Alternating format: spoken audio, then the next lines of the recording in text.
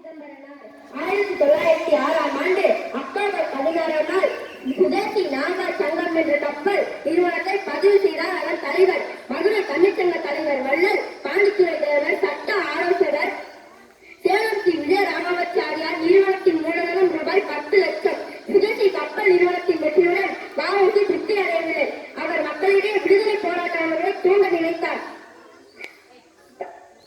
தொழிலாளர்களின் உழைப்பை சுரண்ட ஆங்கிலேயர்களுக்கு எதிராக செயல்பட வ.உ.சி.க்கு ஒரு சந்தர்ப்பம் ஏற்பட்டது.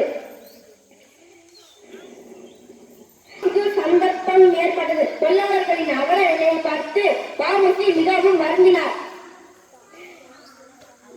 நூற்பாலை தொழிலாளர்களின் வேலை நிறுத்தம் செய்யும்படி தோன்றினார். வ.உ.சி.யும் சுப்பிரமணிய சிவாவும் வேலை நிறுத்தத்திற்கு ஆதரவு அளித்தனர். கங்காதர திலகரின் சீடரான வ.உ. சிதம்பரனார் தென்னாட்டு திலகர் என்று போற்றப்படுவார். அனைவருக்கும் நன்றி.